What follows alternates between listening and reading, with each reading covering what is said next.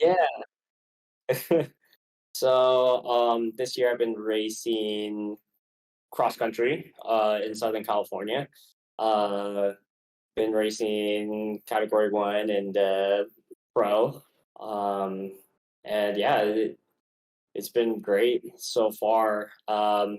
We've been racing mostly at Vail Lake for the Kenda Cup in Southern California. Also, we have um, Over the Hump in Orange County. So a lot of these courses are pretty fast, pretty flowy, a lot of pedaling, just yeah, like overall a lot of flow. So a lot of fitness based kind of stuff. You need a lot of fitness. But yeah, it's been pretty good doing those. Very high level competition here. Yeah, yeah, we get a lot of people from like Mexico, San Diego. We get also like World Cup pros that show up. Like 2 races ago, we had Gwendolyn Gibson show up from Trek Factory Racing. So um, with our wave, with the pro wave, like she was right with us, and it was a pretty unique experience being able to race with a current top level women's pro rider. I believe she's a bronze medalist at Worlds this past year. So definitely was able to ride behind her for a couple of laps and learn a few things. Yeah. um, yeah, I mean, I could break down like how I came into bikes and kind of like where I'm at this point. Yeah.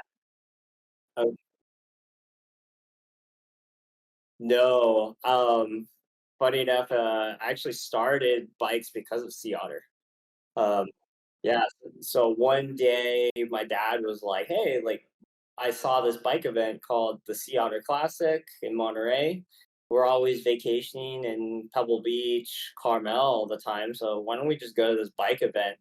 And I think he figured that it would be a good way to spend time with me and do some outdoorsy stuff, kind of like look at something different because we were always at Laguna Seca for like what was it back then, like karts, and then a little bit IndyCar, and then American Le Mans series, and we did the historic races as well. So it definitely just kind of like flowed really well. So but yeah, when I first went to Sea Otter, it was definitely a very eye-opening experience because I was I must have been 10 or 8 years old. Yeah. So then I was like, whoa, like people ride bikes like this. Like you can ride a bike this fast, like crazy, right? So that really got like, the gears going in my head where it's like, whoa, like this is a new world. This is like pretty cool. So definitely like after kind of like that experience was able to hop on a mountain bike and ride BMX bikes, in a different way. And then that kind of really snowballed into racing as a junior expert. This was back when USA Cycling didn't have categories like Cat 1, 2, 3. Um, we had like beginner, um, expert, junior expert, and then like pro. So this is probably when I was maybe 13, 14. I was racing junior expert on the mountain bike, and I was doing a lot of actually downhill racing as well. Um, so then from there, like how you were saying, like we went to college together, and I didn't really know the mountain bike trails at UC Riverside, and there didn't seem like there was a big mountain biking community, like in the school at least. So, and this was at the same time there's like, fixed gear, this urban cycling culture was really blowing up, right? In the major cities like New York City, Portland, Seattle, LA, right? Like everywhere, right? And remember like the Macafama like videos and things like that. So everyone was like emulating, yeah, everyone was emulating like those riders, with Mash. and what else? The marathon crash race, and so I was got.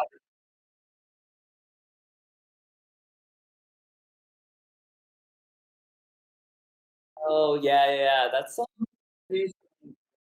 yeah, that like John Bearstein guy. I forget.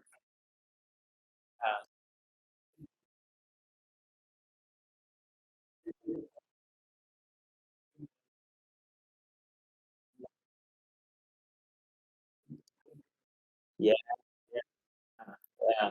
That was pretty cool. Yeah. So, I was, like, still trying to ride some mountain bikes, but then there was just a much larger skinny tire community at our school.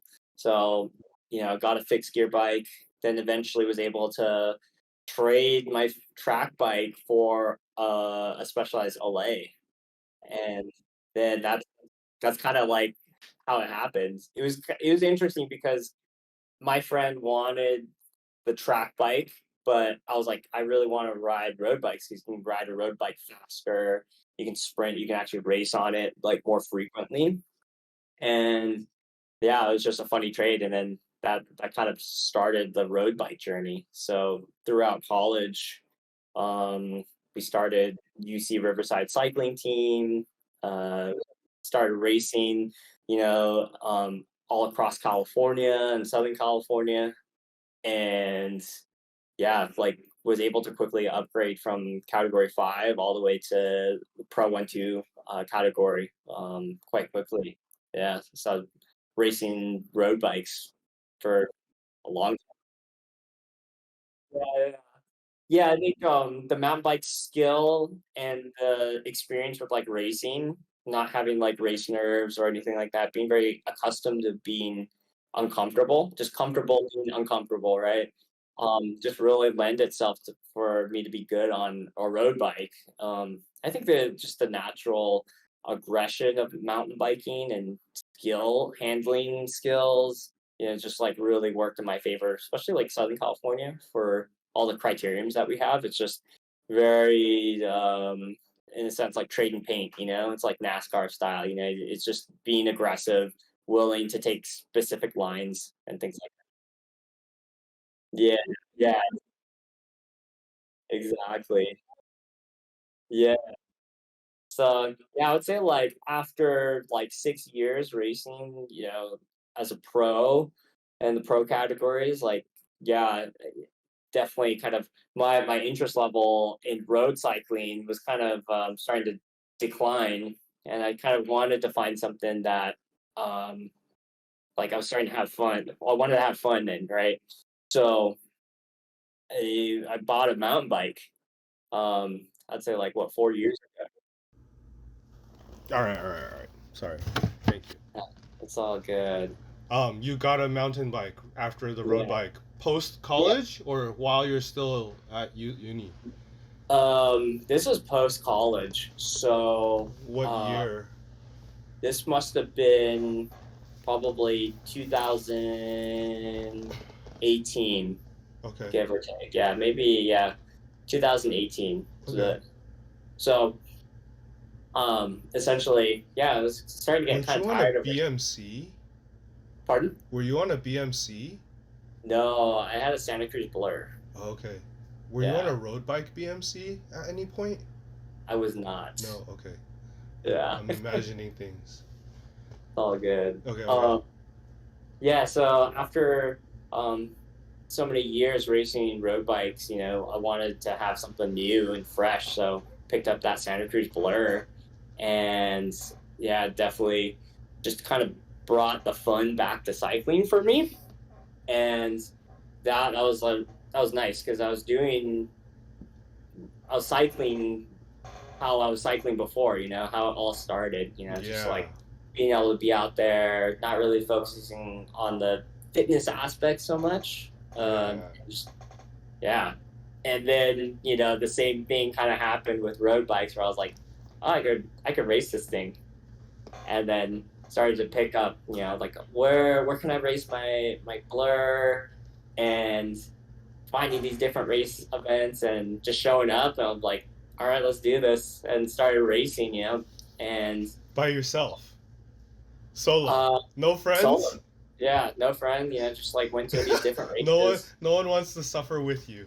Yeah, but it is very fortunate in Southern California because we have a lot of races locally, Yeah, like I was mentioning before, Orange County, Temecula, even like LA County, we have some mountain bike races. Big Bear So is famous for one, right? yeah, Big Yeah. Bear. There's Rim Nordic just down the street from Big Bear. We used to have a lot of races at like Benelli Park. Mount Sac used to have some mountain bike racing. Yeah, and there just used to be also these other series that were not like USAC, and they would have their own races as well.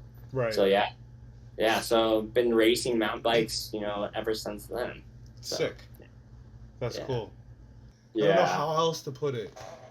I think the overall vibe of like mountain bike and like riding on dirt is just naturally a lot more lax because you can really see the skill and the fitness differences like pretty like clean cut with like some categories and some people.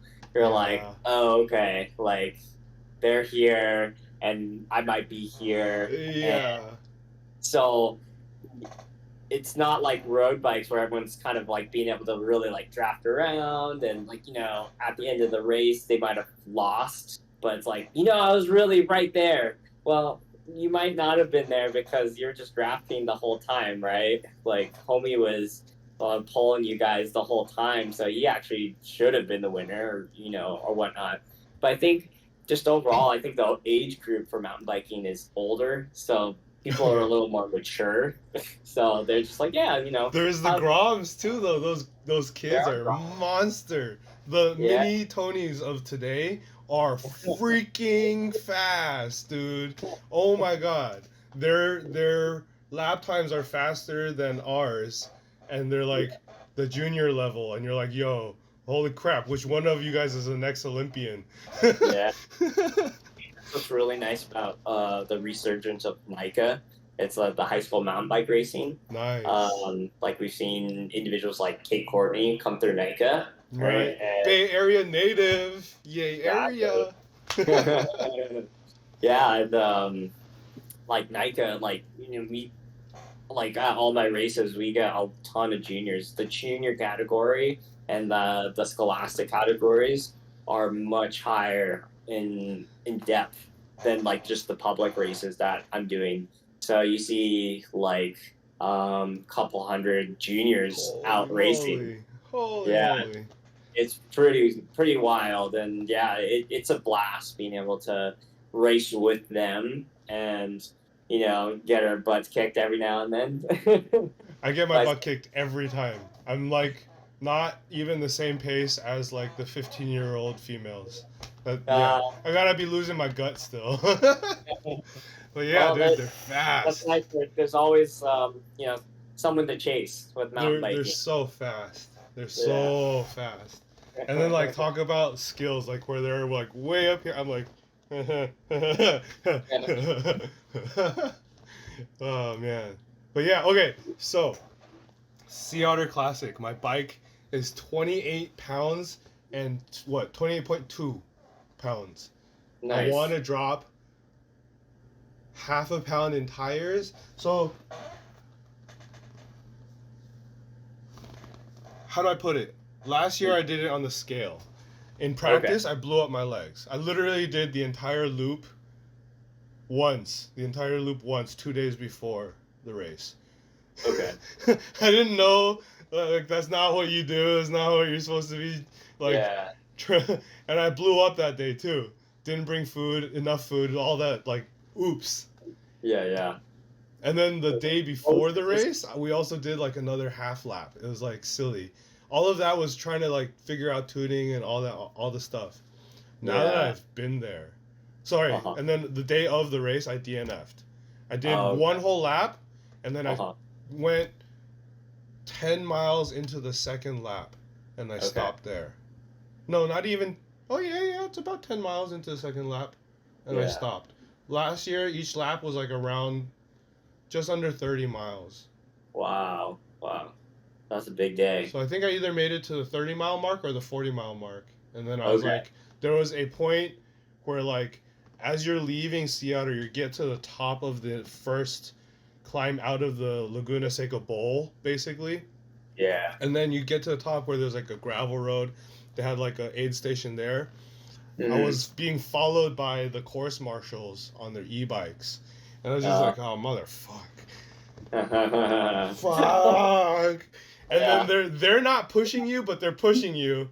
And then you just have to realize at some point, like, okay, if I like ego says I can do this in 7.5 hours, 8 hours, Yeah. but respect to the guys who are here means that no, that's not an actual option. So, Uh, and I think after last year, this year they have cutoff time. There's like time checks, time cutoffs. If you don't make it, you're pulled from the course. okay. Last year Yeah. they didn't have that. I was the last one through, and like the announcer or the guy getting names and times at the finish line was like, "What? You're done, right?" And I'm like, "No, I still got to go out there." He's like, "You're on your first lap," and all the other guys had already finished both laps, and it was like, Uh, "Oh fuck!" Right. So that was like, wake up call. That might yeah. happen again this year considering my fitness, but fuck it, we'll send it. Yeah. Yeah. Yeah. Hopefully we can figure out, your setup, so it makes it the easiest possible for you, right? Yeah. Okay, so also same thing. Last year I did it on the scale. Scale is so nice and light. I think my race weight on the scale was at maybe 25 pounds, I think. Hmm. Because, like, out of the box with the SID, it's pretty light. Once you Yeah. switch the SID over to the Fox 34 Stepcast, it gets a Uh-huh. little heavier, I think. Okay. But the Stepcast dampening is so. I mean, not Stepcast. The Fox's damper is so much better. To Yeah. me, what do you Hmm. think? What do you have? What do you Um, rock? I run the Fox 32 step cast. Oh, so Racer H runs that. That thing is ultra light. He loves Yeah. it. Says you don't need more. You don't need Yeah. more. And then I'm It's here being a little extra chunky, and I'm like, I kind of want more. That's why I got the 34. okay. Yeah. Yeah. Yeah. Extra chunky boy. So I can never lose that fork weight, sadly. Mhm. Yeah, I think suspension does a lot for you out on the trails, but I think it comes down to your tire choice and tire choice helping you out with your particular skill level or your strengths, right? Okay. So maybe you're really strong on maybe the downhills, so you can kind of have a little less tread and you need a little bit more help on the flats or the climbs, so you go maybe with something a little more of like a semi slick, right? Or like vice versa, right? You need a little more confidence on the descents or the technical sections, so you get a tire that has a little more bite to it. I'm currently on the Recon races. They came Okay. with the bike. I got Yeah. used to them. I like them. I raced on them at Granite Bay. Um, like, how do I put it? Tires are so hard to discuss because there's such a wide range of pressures that everyone runs at, and everyone's body weight is slightly different, and riding style is different, Yeah. and then the course is different. So like Granite Bay is pretty cool. It's one of the few places where you get like gigantic granite boulders that are the size of like 3-story houses, and you're riding up or down them. And it's like, Yeah. yo, they put this in a cross country course. It was like, yes, this is awesome. So there's that, and then at the same time they have a water crossing with logs and mud, two separate water crossings with logs and mud, and then like at the end they top it off with a sprint along the beach in the sand to like Okay. really burn out your legs, and like you thought you had some fucking energy left, here you go, have fun with Yeah. this one. Got the and, got. and so it's like Granite Bay has all the terrain and is a lot of fun, but you kind of do better with a little more tire there. Okay. Just Yeah. cause like you're doing you're doing certain things that are like all the logs on the water crossing are super slick, and you'll Yeah. slide around if you don't have some knob catching Yeah. your right and left, Okay. right? Because like there's well that or you just have to have enough speed to carry over and be really light on your feet. There's like Yeah. different ways. So like sometimes the water crossing is clogged with people and then you don't get to carry speed. So then you have to like be able to pedal through the sliding left and right. Sometimes Yeah. it's all clear and you carry speed, it's just fine. Yeah. So like tire choice matters and doesn't matter. It matters there, I guess, depending on Yeah. the season and how wet it is. Sea Otter, there weren't any water crossings. It's been a No. wet year. We'll find out how eroded the trail is when the Yeah. race day comes. But last year I rode the whole thing on forecasters, which was definitely the wrong tire. Yeah. Hella the wrong So tire. so let's kind of look at the course, right? So the dirt pipe for Sea Otter is going to be a loose over hard pack. So And and sand based. sandy. Yeah, it's sand based. It's sand based and also decomposed granite. Yeah, So yeah, yeah, it's yeah, gonna yeah. it's gonna be a very fast course, right? So like how you're saying, maybe a forecaster is too much bite, too much knob. So generally people are going to be running a semi slick. So something maybe like a Schwalbe Thunder Burt.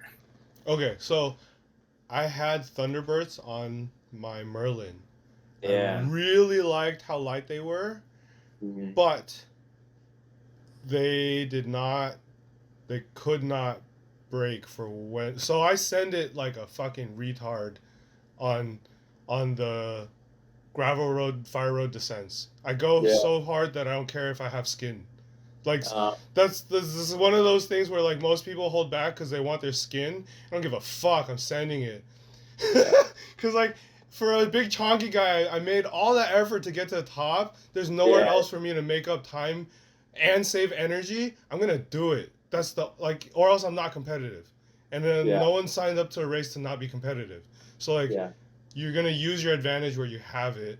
And I have extra grip with the body weight. So I send Yeah. it downhill, Yeah. especially on like a straight fire road. But Thunderbirds don't have enough braking for me to do that. There's like, there's no way. Uh, I think for the Thunderbird, it has a really fast rolling speed, It right? So is very fast. you have to account for that mentally, right? My top Where speed on the road is actually not on a road bike, but on the mountain bike with Thunderbirds. That's how fast they are. so the faster you're going, right, the more distance that you in time that you're gonna need to brake, right? So Yeah. you have to kind of think about that when you have that setup, right? So say like you choose that kind of tire for Sea Otter, it's like okay, like overall for the distance and the event, I'm going very fast on these sections, but in the corners or some of the more technical sections, then I have to think about like, hey, like let's add some more braking time because that's really so much less time that we're losing versus on the flats or kind of the rolling fast sections. Okay. So if so I get and I hear what you're saying and I get it. What if we're talking about selection, tire selection, not necessarily for being competitive, etc., but actually just finishing the race? Because in this case, this is like, dude, I'm a big boy doing freaking, well, almost 80 something kilometers for the first time ever. I've done that on the road before, but not on a full dirt mountain ride. Yeah, And yeah, like average, they expect you to average around 10 miles an hour or something, and that's hmm ridiculously fast. yeah. That's That's quite fast. really freaking fast. Like Yeah, mountain bike hauling ass on the road is like 15 miles an hour tops. So they're yeah, like asking you to do that kind of power output on dirt all the time. It's like Yeah. fucking hell. Okay. So then Yeah. I'm more worried about, like, I guess like you're saying, rolling resistance Hmm. and also the weight of the tire. I Yeah. hate. So then like and then but I guess at the same time I'm wondering how much does the Thunderbird weigh, I guess. Do you know off the top of your head? I don't. I'm gonna look it up. So Thunderbird 29. So my difficulty with Schwalbe mhm. is actually the fact that their um, tire compounds and casings are very, very difficult to find the race ones. I don't know how else Yeah. to put it. It's like it's much easier to find the gravity oriented or whatever, but to find the non snake bite one, Yeah. The super race. yeah, you can never find it. Yeah. And It's by then you the go online and if you go online, you don't know if even the shop has got the right one listed. yeah. So Pro it's like tip: you buy it direct. buy You, direct from Schwalbe. yeah. Goddamn. And they Yeah. send it from Germany or something. No, they have a warehouse over in North America. Okay, so Schwalbe.com. They're about Yeah. to get more sales just because we're talking about this. Because I'm sure everyone else has the same frustration. Everyone goes Yeah. to Amazon for the fast shipping, and you can never tell which one you're actually getting. Certainly. Yeah. Yeah, because Schwalbe, like all the other tire companies, they have variations on their particular type of tire, right? With the thicker casing, right? More flat protection stuff, Have you race. tried Rocket Ron's? Sorry. Yeah, yeah, yeah. So that's the one Schwalbe tire that both Racer H and I like. Is actually the Mhm. Rocket Ron's. Okay. I had the Thunderbird. They're nice. They Mhm. roll really stupidly fast. I would use Thunder. See, you're right. I don't know how to put it. I would use Thunderbird for a gravel race or a gravel ride, where it's just like gravel, gravel, gravel, gravel. The Sea Yeah. Otter has certain areas where it's too loose to have that little tire for the speed I'm going and the amount of brakes I need to apply. Okay. Because the descent is so long that you hit top speed, and like if I hit the brakes for too long, I'm just gonna burn out my brakes. If I get the braking done too hard, I'll lose my tire. But I'm Okay. going so fast that it's like the margin of error is just too thin, I guess. Yeah. Well, you could stagger or switch up the tire combo. So you could have like a Thunderbird or like a fast rolling Ah, tire on the rear. I've done And that and I don't like it. I've mm, done that. I've done that. So the very first race I ever did was on the Giant yeah. at Hoot Trail in Nevada City, California. So like Mm, halfway up the Sierra Nevadas, right? That was amazing. But in the lead up to that, oh my god, I spent like $300 on tires. I went. not cheap. I had like Thunderbirds Racing Rays front and rear. I Mhm. staggered a Racing Ray with a Thunderbird, and I realized that like I can't do that much mismatch in braking front and rear. I need more even braking front and rear. Like in terms of rolling resistance and in terms of like handling and steering, I've no problem with having the ball tire in the rear. I actually prefer it being more loose that way. Yeah. But the way I do braking, because I'm so used to a hardtail, I really bias the rear just naturally. And Certainly. everyone like Hayden tells me that you can get I can get so much more out of the front brake than I'm ever even realizing, and it's true. Yeah. It's just like not intuitive to me. So I do end up like needing even tires. Okay. Yeah. For me, the majority of my braking is done with the front brake. That's what that's what Hayden says too. That's so Yeah. funny. I'm definitely doing it wrong, but it's like a holdover of hardtail because if you overdo it on the front brake on a hardtail, it's definitely worse than holding more rear. Hmm. Yeah. It's the bike is just going to track a little differently. So, um, but yeah, like for Sea Otter, I've ran Thunderburts front and rear, Okay. and it's been a really good combo. And I've still run Thunderbirds for the races in Southern California. Okay. So Whoa. That's even more loose and dusty than yeah, Sea Otter. Like Sea Otter is nice compared to your SoCal trails. yeah, They're really dusty. yeah. We So for rode, I forgot where, one time just for fun, and it was super dusty, mm, super dry. like for one of the big events that we have in Southern California is called the Grizzly 100. It's 100 kilometers in Big Bear. Right. Uh, so pretty much we climb out of Big Bear, descend towards San Bernardino, and then we climb back out, up and over, and then we do it Oh, in the mountains over there. oh God. Yeah, so that's a pretty wild ride, Oh but God. my, You come my time, down from Big Bear and then back up. yeah. That's how they make you do it. So We my were tire, looking at that race just a few weeks ago. I'm not yeah, doing that. yeah, it's a good race.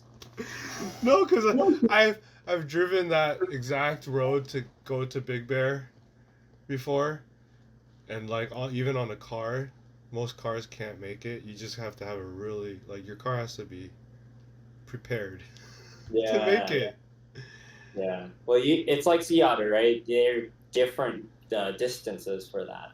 Okay, So okay. you could do kind of the shorter loops, and that doesn't do the whole descent back or down into San Bernardino, and then have to climb back out. Okay, I'll Yeah, look at the course. That'll be fun to do someday. yeah. Race that with you. You'll have to drop down to my category, and then tow me behind you. Yeah. Well, this past year I finished seventh in pro. Whoa! So Congrats. yeah, That's really good. thank you. So Those for big races are big races. The field is huge. So if you're finishing like that high, that's really good. Congrats. so the tire setup was a Thunderbird in the rear Yeah. and a Reese Ralph for the front. For that Ralph. rear. Yeah. Which one is that's the typically they run it in the rear, but it doesn't, right? Yeah, you can run it as a front or a rear or Okay. both. How did you Yeah. like that? So the scale came with Racing Ray and Racing Ralph. Yeah. I never Um, really cared for them, to be well, honest. the Racing Ralph is really nice because it's a really predictable tire, just like the Racing Ron. Those Rocket are Ron. really, yeah, Yeah, the tires. Rocket Ron was ultra predictable, Yeah, and it was fast, and yeah, it was like it behaved the same no matter how far you leaned, and it gave out the same at the same rate all the time. yeah, That's what was really nice, but I didn't get that feeling from the Racing Ralph when I sent it. But I was also much newbier, much newer when I was riding the yeah. Racing Ralph. It, those tires are just very predictable. Where versus the Thunderbird, it's going to be that slip until it bites. I actually So like that. The yeah, slip till it bites on the side slip, right? yeah, exactly. That's why I like the forecasters. So the Mm. forecasters, have you ever tried them? Yeah. Hmm. They have like a dead zone on part lean, right? And it just like gives you grip, and all of a sudden it makes you go onto the knob. But it Hmm. means that you ride in a super like la di da flow. I Yeah, though that oh forecasters are nice for that, and the yeah, entire casing is substantial enough that there's like so like motorsports, and you come from karting, you'll know slip angle on karting tires on motorsport tires. That's a huge thing that most cyclists, even on a road bike, don't have that much slip angle. You ain't gonna be putting out that much safely. That's what like yeah. That's why you have to pull your power on the turn, on the corner, and you can't be mashing pedal and expecting your pedal strike to carry you through with power alone. That it's like you have to have such substantial tire for you to do that. You can do it on Yeah. fixed gear with like a 30C on the back if you're fucking around. But like Mhm. mountain bike, you can do that because the tire is substantial. You could be leaned over. Yeah. And at And I that think point there's like there is actual slip angle deformation if you're still applying power through everything. So you're certainly. like in doing so you get to like stretch out the time for the moment of impulse to the tire. You know, do you understand what I'm Yeah. saying? Am I saying the right technical terms? I think I am. I think what you're trying to refer to is like how you load up the tire, Yeah, as right? well as how it consistently catches that load because that's what the slip angle is. So you can Exactly. load it and through the turn you're continuing that load and slip. And it's Yeah. not necessarily something that happens on a road bike maybe per se, but it definitely happens on a mountain bike when you're fucking limit fucked up. Yeah. You're like, Definitely when you're like flat out on a mountain bike, those are the yeah, things that you're considering, right? Of like yeah, just how much you're loading it up the tire, right? What angle you're at, or for a lot of us, we're already in one corner, but we're not thinking about the corner we're in. We're actually yeah. looking at two or three corners down the trail and how we're thinking about how we're loading up or setting up for those next sequence of turns, right? That's when Just I get caught out by the Thunderbird because number one, it goes so much faster that I don't look far enough ahead, yeah, and that stacks up into like series of problems yeah, later on, and especially like anticipating braking zones and yeah. having to shift that, and then so it's like, is there a Thunderbird that has Thunderbird style? So when I rode on the Racing Ralph, I didn't like that it sat on top of the knobs so much. I Yeah, wish the that it knobs are was. I wish I could shave those center knobs a little bit more, but keep them as they are, because that would be yeah, like a little more substantial than the Thunderbird, mhm, but giving you this, it's just more consistent. yeah. So maybe instead of the Racing Ray, you do or sorry, the Racing Ralph, you do a Racing Ray in the front. Okay. Yeah, and then you do a Thunderbird in the back, or you do both Racing Rays Or in the rear. what about I copy you do double Racing Ralph? Yeah, you could do a Racing Ralph. I've done that setup before as well. How heavy are they?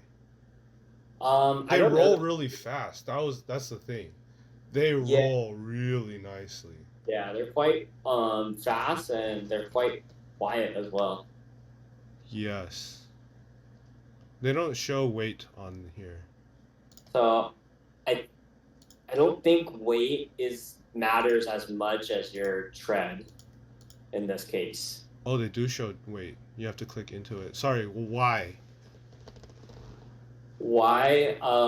It's more about your rolling resistance rather than the weight. Right? Your weight, maybe if you're doing a very, very technical course where it's stop and go, but maybe for something like Sea Otter where it's a lot more rolling, yeah, I'd So say, let's say, so you're you're coming into this with your level of fitness. yeah, Let's give you 50 pounds on your body now, as yeah. well as another 10-pound camelback, and Mhm. then how would you tune differently? Because that's where I'm at, right? I'm like way Yeah. overweight, and then Mhm. adding a 5 or 10 pound camelback with water, um, and I don't Yeah. have carbon wheels. I have aluminum wheels. Okay. I would do the same setup as what I currently have. I would do the Thunderbirds. Yeah. Um, I would definitely have to change up suspension and tire pressures to account for the added weight. How? Oh Yeah. man, I really liked the Thunderbird. That's the funniest thing. Yeah. I left. So I stopped using Schwalbe's after exploring with the Racing Ray, Racing Ralph, and then I had Magic Marys on the Okay. Giant.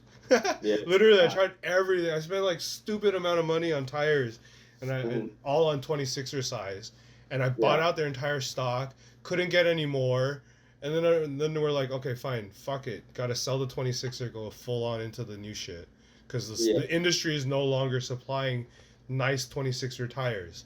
So you're like, Yeah. fuck. Hmm. This is how things die. Yeah. It's not Yeah. that 26er ain't dead, but they can murder it. Yeah. The industry stop supporting those parts, right? Yeah. Yeah. And then you have small time manufacturers, but they're never race okay, it's mean to say it's not race worthy, but like I've never tried it. Does Renee Hurst have a 26er race tire?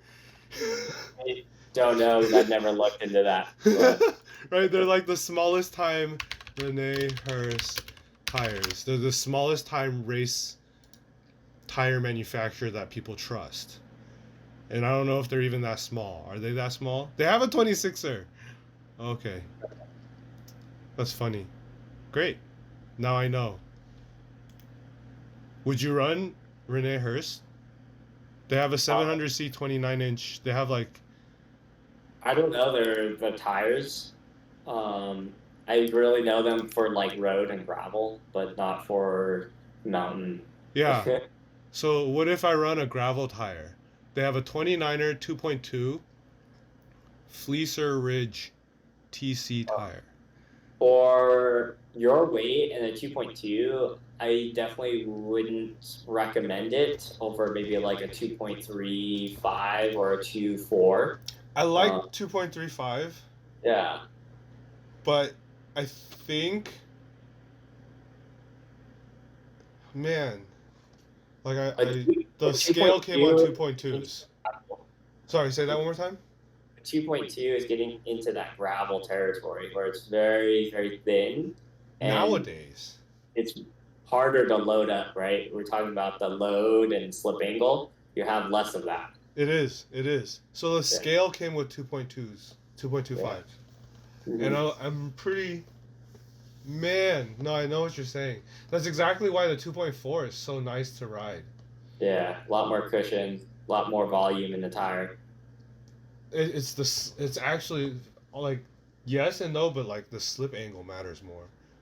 You can Mhm. torque on the tire and load it better, and the impulse into the ground takes longer to like impart or whatever. I don't know how else to put it. Yeah. There's Just better. more tire to deform, I guess is like Yeah. the way to say it. Hmm.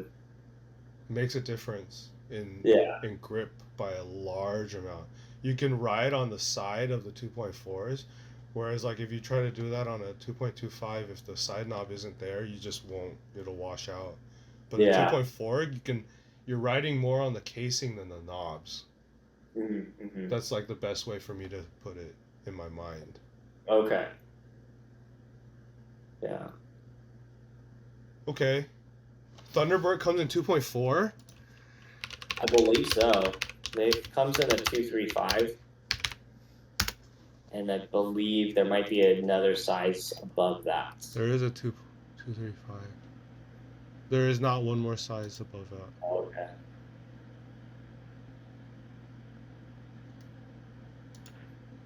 Well, I guess like through this discussion, like what are you looking for in terms of like needing advice or like setup or like what where do you want to go with this? I was mainly looking for tire advice. Suspension setup, I've actually got. So last Sea Otter, we met someone at the Fox booth named Right. Ed. I don't know if we're supposed to say, but like, he's we like found the guy on the inside who tunes the pro racers shits, and he has the library of shits. So I like talked to him, and he suggested this for like my body weight and my what I used to do and how I ride, and he like gave me my center shock. What's it called? The frame shock. Oh He gave yeah. that one back to me custom tuned, like however he said. So that thing is pretty damn fucking good. It doesn't need to be touched. The front, I tuned it according to what they suggested and then added a little bit more firmness so that it, generally speaking, won't break dive forward, and I will, generally speaking, break dive backwards into the shock rather than forward over the bar, right? Okay. I don't know So how else your to put it, right? decompression has been tuned up, so you're not Yeah, diving. Yeah. exactly. Using the fork to tune out the decompression of the rear shock, I guess you Yeah. could put it, during braking.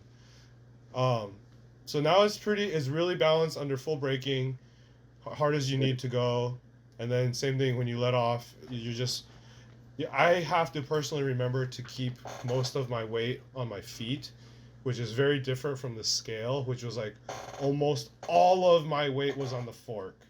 And if you weren't loading the fork enough, you had to use your feet to pedal to load the front even more at all times. The scale Yeah. really rode like that.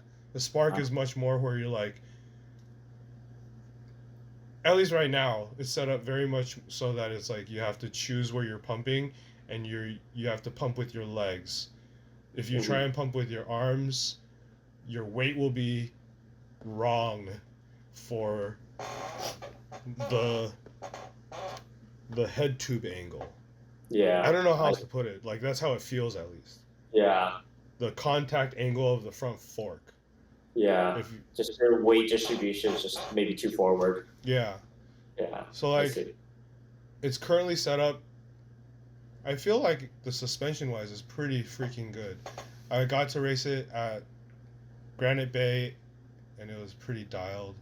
Okay. Crazy shit there, and I so like my backyard is Mission Peak. I ride that up and down on the nasty. So it's like, there's no extreme suspension travel at all required really, but the speeds are so high that it ends up doing silly things to the load on the bicycle.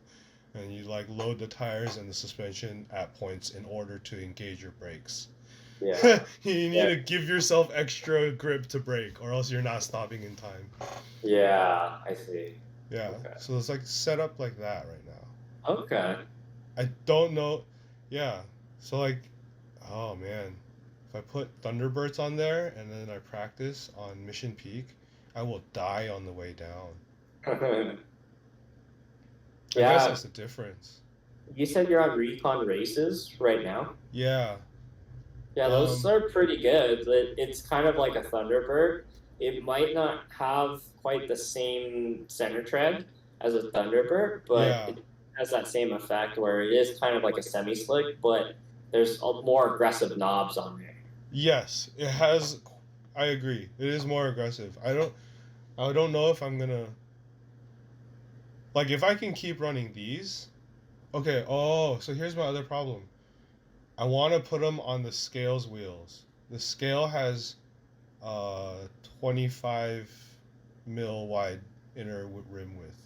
Okay. So like putting the 2.4s on that makes them balloons, and they don't really behave correctly.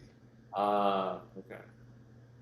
Versus the wheel or the tires and the wheel combo that 2.35s is like perfect for the scales wheels. Okay. That makes me really consider the Thunder Burt. God damn it. I don't want to spend $100 per tire. Yeah. It's pretty pricey.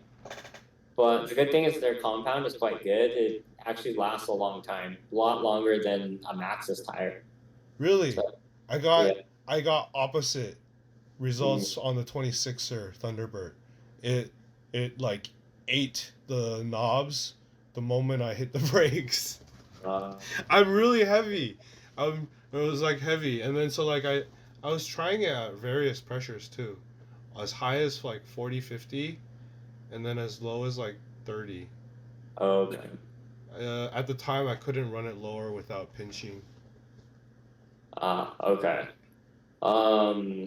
So yeah, like trying to think like with my setup, like I'm running my tires at like a 19 and a 20 psi.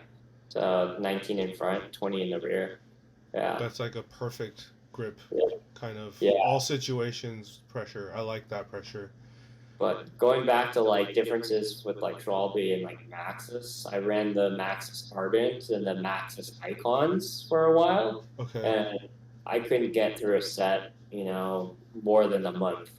Really? I've never ridden either of those.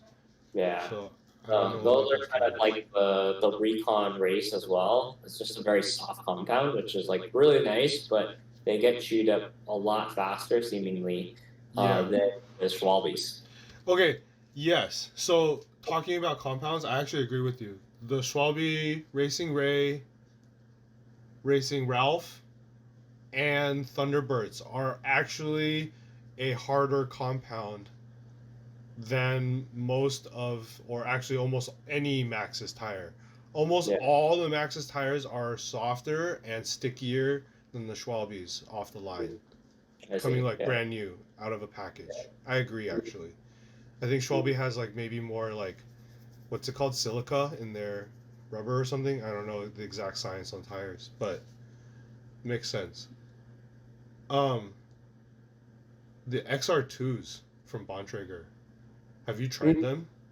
I have tried them maybe like a handful of times. They Yeah. are really freaking sticky, Mm, and they're really freaking soft, and they're light and they roll pretty well.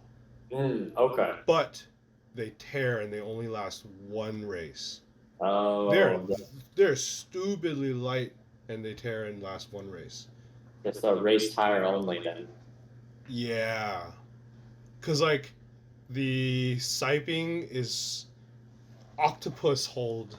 I don't know how to put it. The knobs are siped with octopus suction cup looking things. Yeah. Okay. And Yeah, they so have a like cutout in the those center. tear because it's so soft, those things tear. And then after one or two races where you really sent it, break down a couple good spots, those your braking zones tear the knobs off. Yeah, this is like the old Maxxis Crossmark, where the Oh, Crossmark is their Maxxis's old XC tire. Um, yes. this would be most similar to maybe the Icon, I but was the thinking of the XR2s because, well, mainly because they come in at 2.3, I think, or 2.35, and it was the same thing. It was like just wide enough and then just knobby enough. Little bit more knob than a Thunderbird, yeah, and it's the, these are soft. some good tires. But there's not a very strong center tread, Yes, there's not. so it's going to be a slower tire. Okay, okay, that makes Yeah, sense. yeah.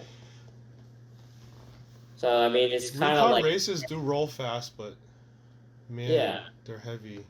it's And kind of then, like if you think about it, like the analogy of like a monster truck or like a trophy truck tire or rally tire versus a track tire, right? Something that you see, like WEC, Formula One, right? IndyCar, right?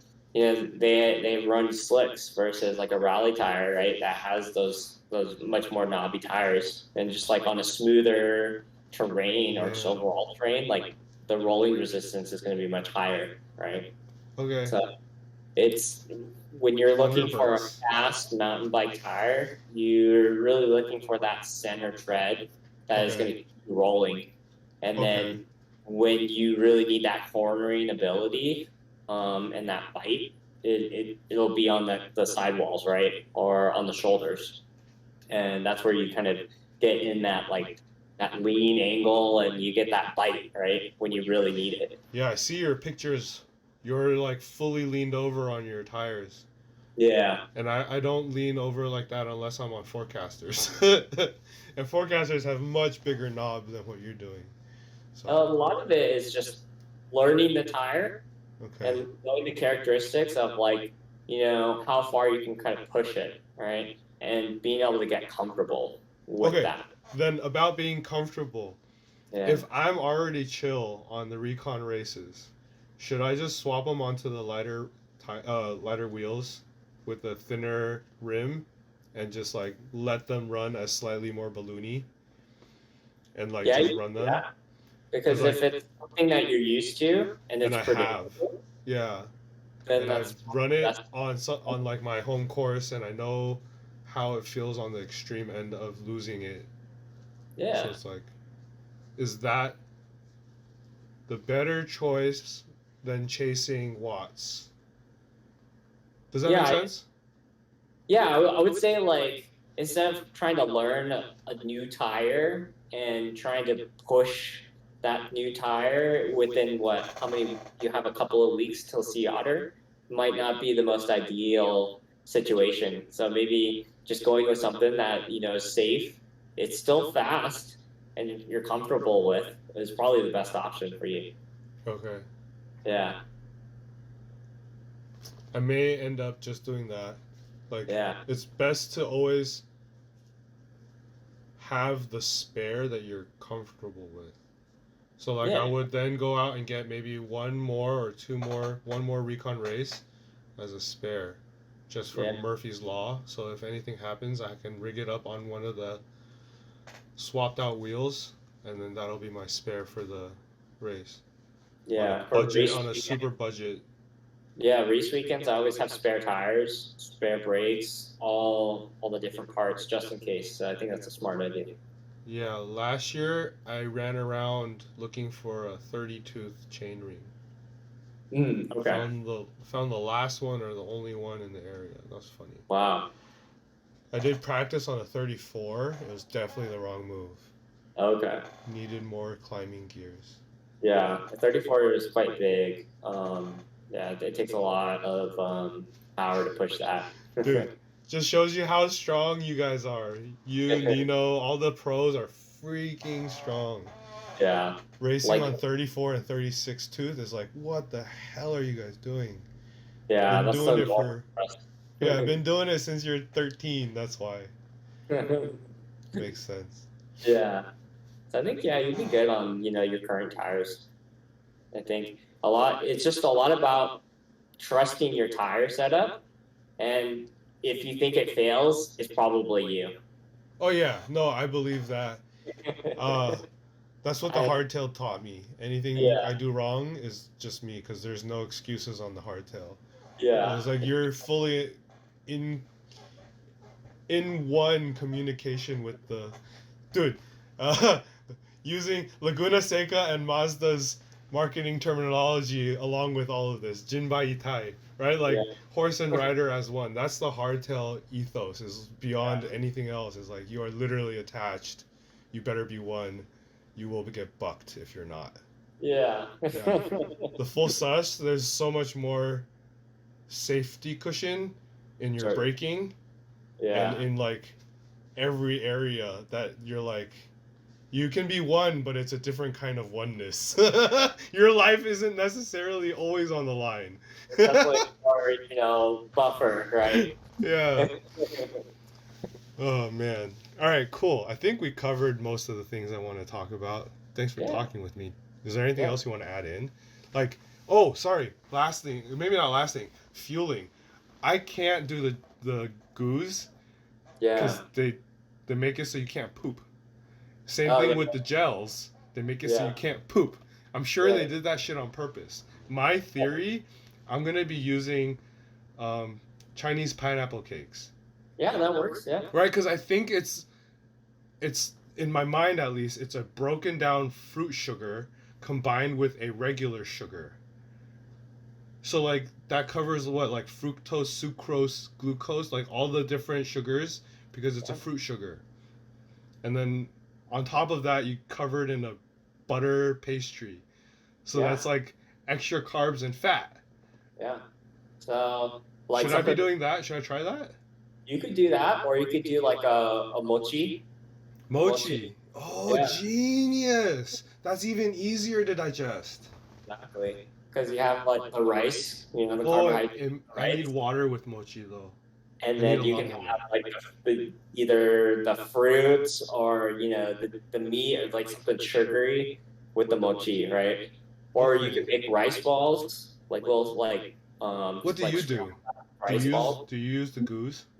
I do shot blocks, so it's like kind of like a gummy bear, Oh but it's yeah. No, more. those are good. They're Yeah. tapioca based.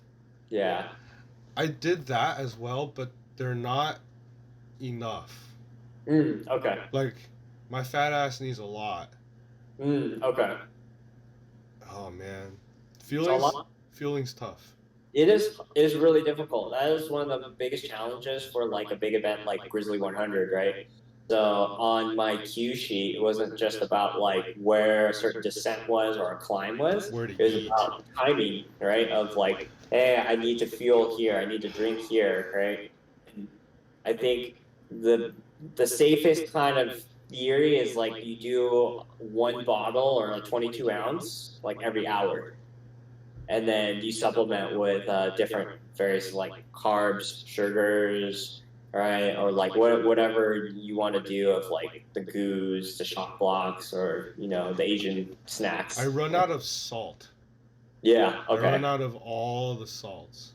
That's how I generally blow up. It will be cramping from like loss of Yeah. sodium or potassium or any of the So salts. you do liquid nutrition. So Yeah. Scratch Labs, Goo, Okay. all the other different brands that are out there, they have a like good mix that would have a lot of salts and carbs for Does you. it work to double up the dosage in a bottle, or is that extreme? And do you risk other things? I guess we have to like.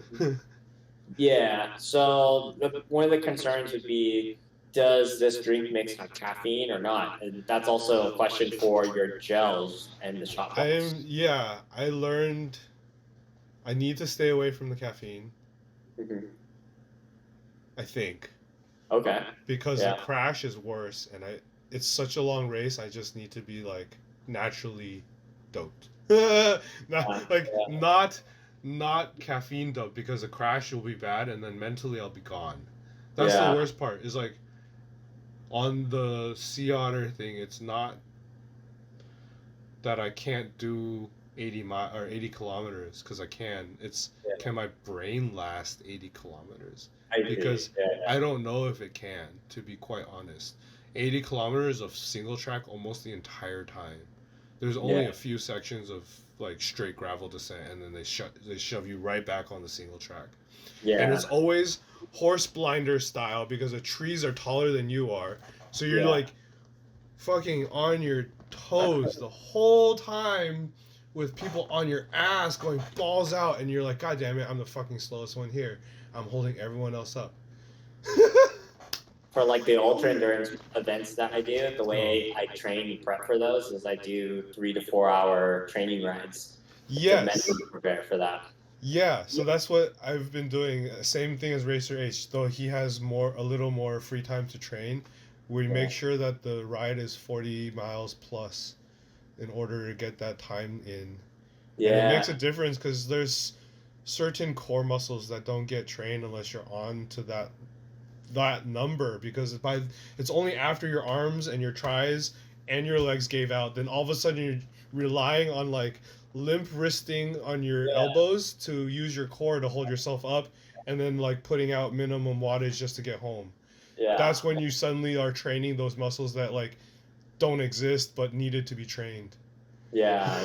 Yeah. And through that process, you learn how to use the main groups of muscles in a better, more efficient way, right? Where it's like, oh, I don't have to push so hard, on the descent, right? I can kind of Yeah. cruise because we're not really looking for the short term segment time or effort. It's more about like, okay, the 4 hour effort, right? Okay. Um, Yeah. I but always yeah, also burn too many candles. Taking NorCal Cycling's terms, I watched yeah, that guy. too many matches, right? Too many matches. Yeah. Don't have that Yeah, in going back me. to like nutrition, I wouldn't double up on like a drink mix or anything like that. Okay. Just get in the amount of liquid or the food, for like an ultra endurance event. You don't have enough time to eat almost, so you have to eat every single moment that you can, right? Yeah, that was my problem with last year at Sea Otter. There were very, very few segments to eat safely. Yeah, It's not yeah, even about can you do it, it's just is it safe? yeah, Because sometimes like I remember the first descent, I was intending to eat then and there, Yeah. but everyone took off and maintained pace. And if I had slowed down, oh, I would have been fucked, and I would have been a target and in people's ways.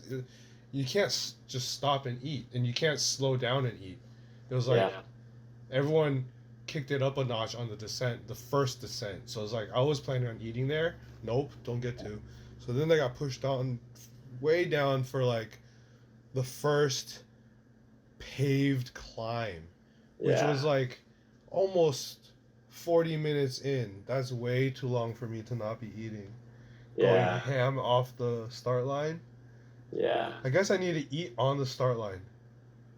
Yeah. You could. That's a weird idea. I didn't realize I should be eating on the start line. Yeah. You could definitely do that. Yeah. Okay. How do you feel? Yeah. How many packets do you go through of the gummies on like a So big endurance XC ride? yeah. So for like obviously the shorter events that I do on the regular, like the hour and a half events, like we're not eating at all. We're Yeah, barely I don't eat drinking. on those.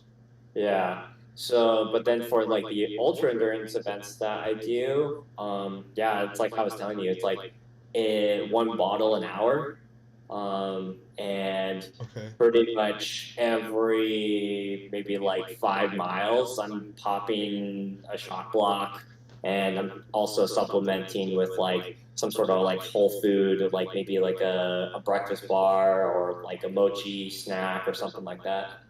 Okay. Oh man. So you also add in actual food with the blocks. Yes, certainly. Yeah. Oh.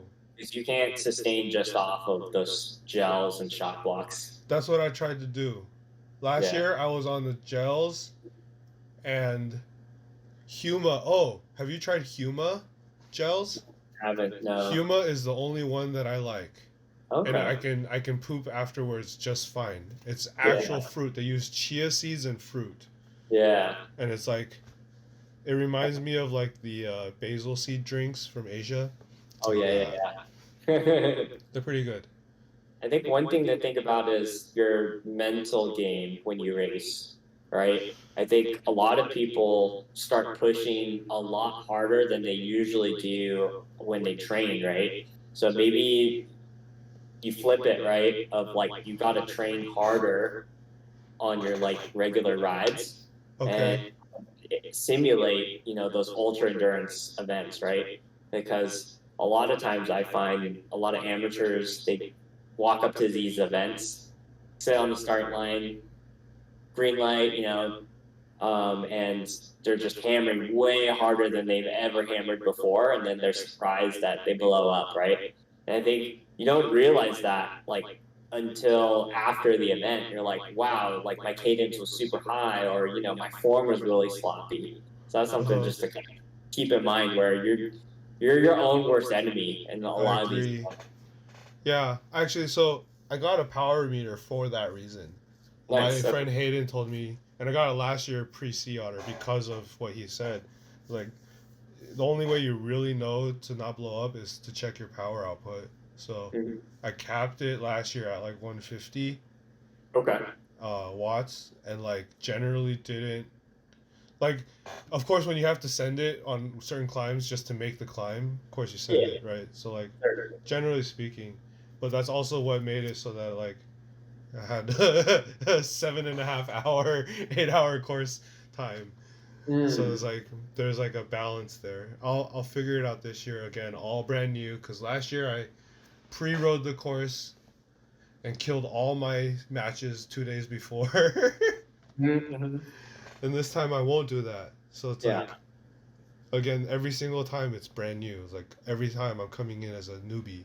It's pretty Yeah. fun. Yeah. Yeah. It's exciting again. So maybe this year you simplify things and you not don't make things so new to you, right? So Yeah, I'm gonna. I think I maybe, agree. I'm gonna simplify. Stick with the tire I know. yeah, I like do. I'll train onto Thunderbirds through the year later. I think yeah, to get yeah, onto a faster, lighter tire. And I had Thunderbirds on the Merlin. I loved how fast they rolled. Again, the fastest my top speed ever on a bike was still on a Thunder Burt, not a road tire. It's Wow. insane. Just they're so fast, and it was on a 26er. So I've Hella taken funny. out my blur on Thunderbirds, Yeah. on group rides, like road bike rides. Yeah. Yeah. So And you keep up just fine because they roll faster than yeah, some road tires. No joke. exactly. But yeah. So I think you'll be good. Yeah. If you keep your current setup, simplify it, put all the cards in, your hands, I think you'll be good. All right. Don't do any Try. sort of self-sabotaging of doing hard rides before the event, right? Yeah. So I have these next 2 weeks to train, and then I'm calling off the harder training and going into like maintaining with like a 10 mile, 15 mile max. The 2 weeks preceding Sea Otter, Okay. Yeah. just so I don't blow up again. Well, what I would do is, you leave that 1 week buffer before the event to kind of just recover. And that doesn't mean not riding. It's more like, hey, like, let's just chill, let's have some fun, let's have some mental refresh and physical refresh. And Okay. then maybe the day before Sea Otter, you do a super easy ride of like, hey, let's just go out for an hour and just easy spin. We'll ride dirt, but we're not going to push it. And just kind of jogging the memory and kind of the muscle memory of, hey, this is what it's like to ride on dirt, and then you'll be fully prepared for, the race day. Okay. Actually, I just remembered. I'm so silly. I scheduled to ride the course this weekend with Racer H. I totally forgot. Oh, nice. But Yeah. we're gonna so okay, perfect. Then I will swap my tires over to the wheels now, and be ready for that. And then after this weekend's pre-ride, I'll have the information I need to know whether or not I need to get like different tires or whatnot. Because 2.4s on these things I wonder about. Yeah. 2.35s they definitely work because the forecasters are 2.35 and they're great on the scale. Nice. Oh, Man.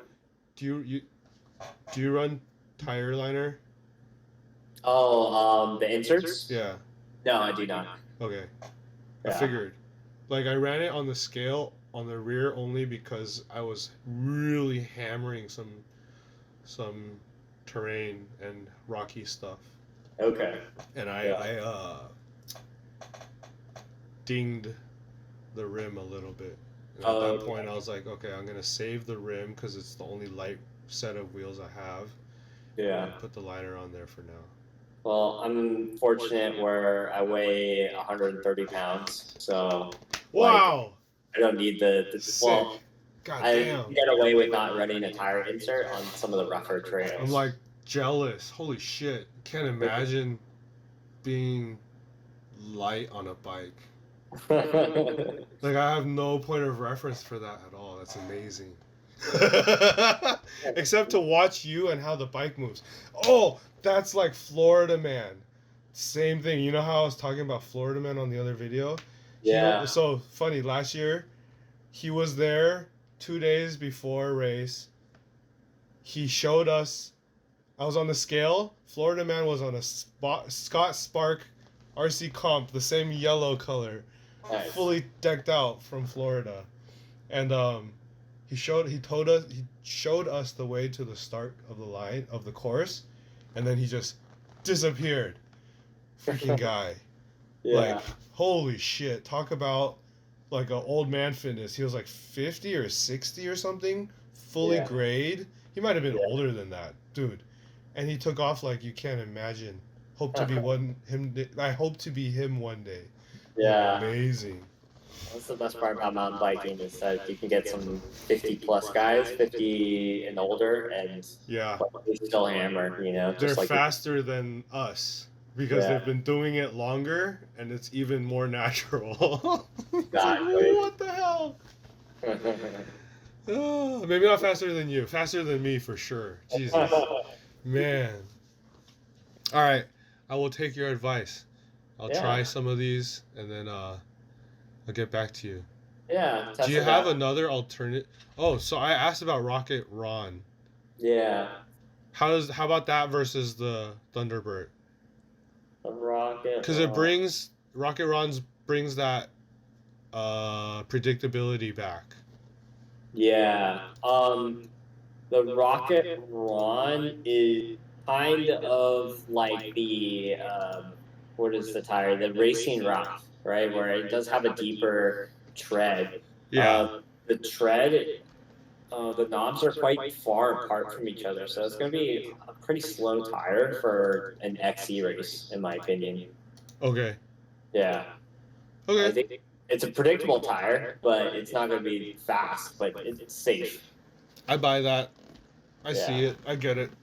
It's yeah. kind of like when you head into the heavier casings from Maxxis, same thing. They don't Honestly, wear that the well. tread pattern reminds me more of like a mud tire, like for downhill. Yeah. Okay. Yeah, but yeah, man. I'll try it out then. It's cool. Yeah, Yeah. let me know how it goes. Thanks for the long talk. That ended up being a lot longer than anticipated. I said like Well, 15 minutes. We turned into like almost 2 hours. yeah, well, maybe like if we do another one of these, maybe there's like a structure and you just follow that structure and it'll be pretty Yeah. consistent. Oh, dude. So I'm pretty sure I'm ADD, ADHD. So following structure, we'll have to like write it out on a list and then Yeah. actually check things off. And then someone will have to rein me back in when I go off topic. All right, Yeah, cool. Thank you it's very all. much, man. Thank you for talking. Yeah, for sure, man. I feel like I got a lot of useful endurance tips to like get there to the end. Yeah, dude. Yeah, I Cool. think you got what 2 weeks? 2 weeks of training, Yeah, and good. it's almost only 3 weeks out or something. Yeah. Yeah, 2 weeks of hard training and a 1 week rest, and then it's game time. Oh, okay. Cool. Looking forward to All it. Talk to you again soon. I'll send right. you over this footage. Okay, sounds good. Yeah. All right, man. I gotta go, so I'll see you Peace. later. Yeah. Yeah. See ya. Bye.